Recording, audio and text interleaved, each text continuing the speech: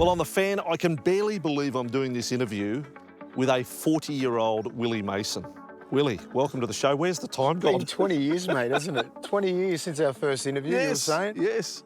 Where has it gone, mate? It's gone really quick. When I think back now, like it was one hell of a ride. Yeah. It was fun as hell. I don't regret.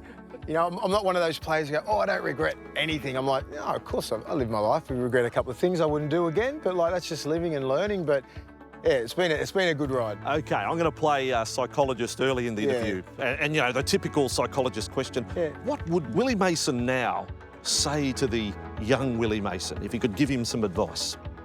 He's setting out on his journey in rugby league. What would you tell him? Well, a young Willie Mason is just, his dad just died at 17, so obviously he had no father figure.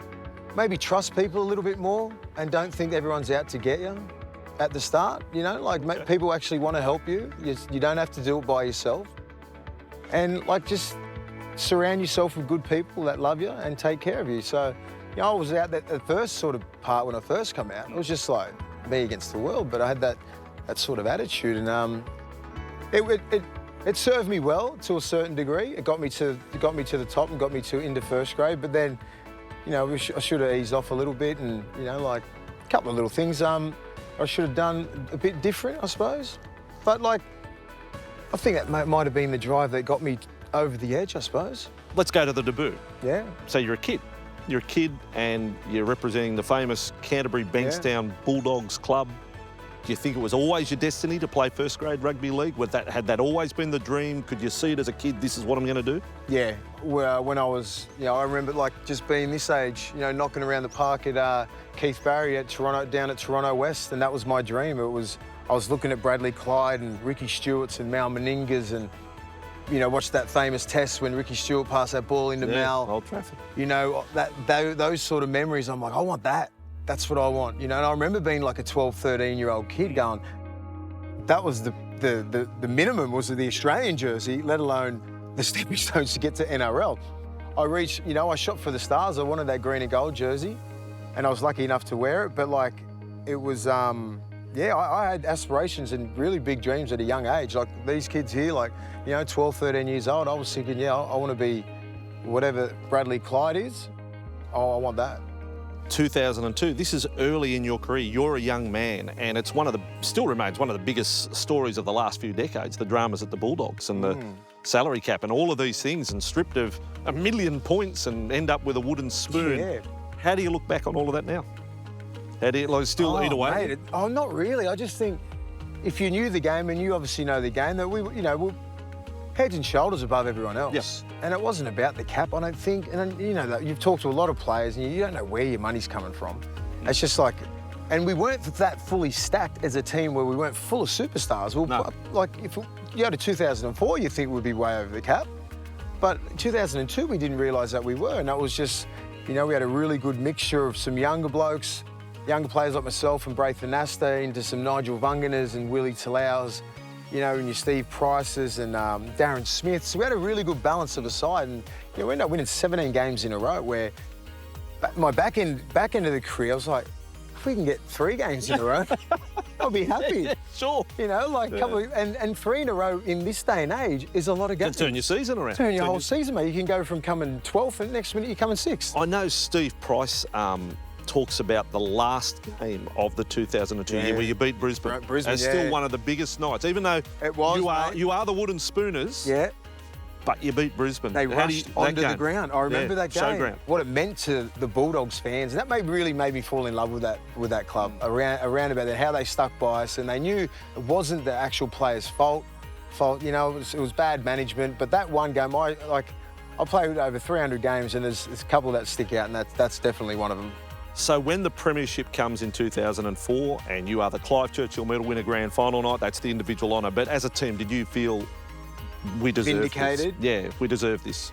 I think half of us did, but then you got guys like Sonny Bill, Rennie Matua, Willie Tonga, who just thought that was the norm. They just come along and just went, damn, we just won a premiership. And then you got guys like myself, Luke Patton, Marco Mealy, Steve Price, Shifty who unfortunately, Sherwin, Shifty, Corey Hughes, Haslam, Adam Perry, guys that went through that 2002 debacle, and that really hurt us. And then 2004, yeah, just to win that grand final. And I could be sitting here as a grand final loser because that was on a tilt, that game. Oh, mate, we could have lost that in the last 10 seconds. Yeah. Bobcat does an ankle tap, Croc. I can see it in my head. Croc gets through, hits Texas. Texas hits it in the corner. And I was like that. Because Rennie and myself were on the bench at that time. I was like, wow, we've won. And it was one of those feelings that you can never reciprocate again. It was unbelievable. But that could have been agony or ecstasy because we were like, oh, yes. Or it could have been Chris Walker in the corner. No grand final for me. Before we get off the Bulldogs, let's bring the fro into the equation. Now, that's my image of Willie Mason. When I think of you, I don't think of this clean shaven. I think of the fro. And that made you cult hero. Unbelievable how, and exactly, that's 18 years ago. Yeah. I had it for 18 months, Vossi. Yeah. 18 months, and I still get, I get some old people down at Maroubra Junction or wherever I go, oh, Afro. Yeah. I'm like, what? Well, if it was today, it would have its own Twitter page, wouldn't it? Oh, it would. It would have an Instagram account. It would have its own account. It just went crazy. It was just one of those phenomenons where I think Craig Polly was taking the piss out of me in training, going, oh, you look like you got a Lego man haircut. Because back then there wasn't barbers where they could give you a fresh fade and all that kind of stuff. It was just like, your hair was just like this, part Polynesian. It was just like this hair that was it was real thick and it didn't go straight. I'm like, all right, well, I won't cut it the whole pre-season. We'll see how we go. All right, there was a bet on. And then it just went from that and then went mental. So by round one, it was quite solid. And then at the end of the year, I think it was a test that we played against New Zealand over there. It was huge. A beast. Huge. Bulldogs ends at 2007. Yeah. I'll just sum it up in one. How did it feel coming up against Canterbury? And let's face it, the first time the Roosters play Canterbury, I think you score a try too, don't you? Two? Well, there you go.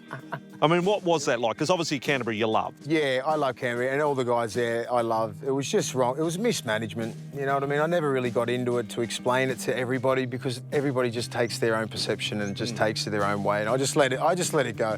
And all the guys that were involved in the club knew what happened and leave it at that. But playing against the boys, it sucked. Willie Tonga, Sonny Bill, Rennie Matua, Adam Perry, Corey Hughes. I guess some of my best mates still now. Yeah. And having to play against them and we give it to them as well. And it was a bit of a beat down and I didn't really feel that good, but I felt proud that I could actually come out on the big stage. I remember getting personal security guards out on the field.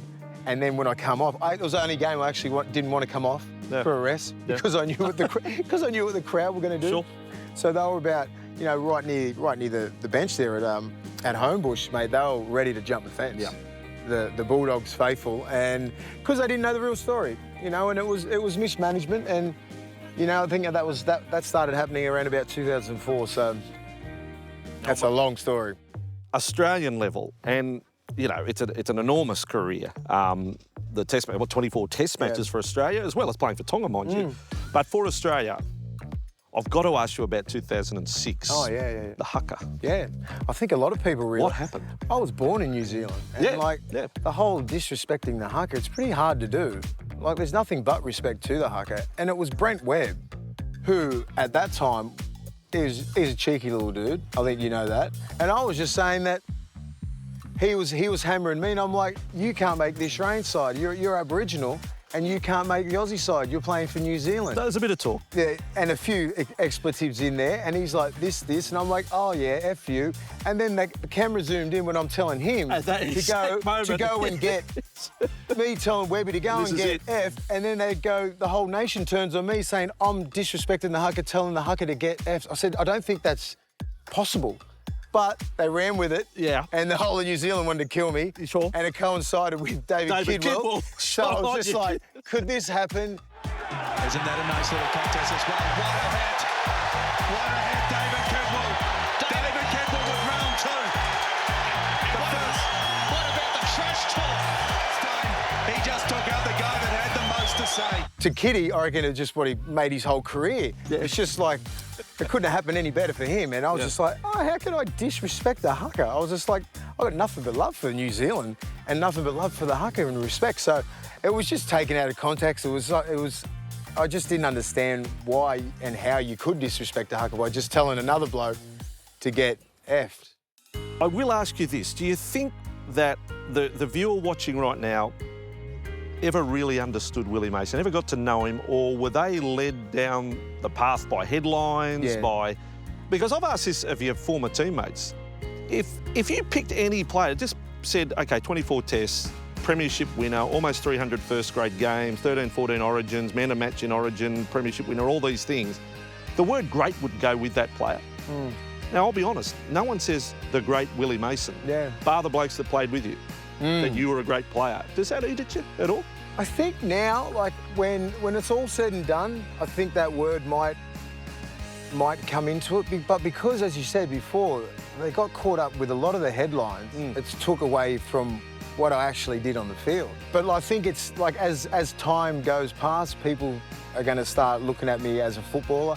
But it was just that perfect storm for media and myself being in the game, no social media, no platform for myself, that I just had to wear it. You write, and I'm not saying write your epitaph, I'm not saying writing your tombstone now, but what do you want to be remembered as? What would you like written about yourself? Yeah, I mean...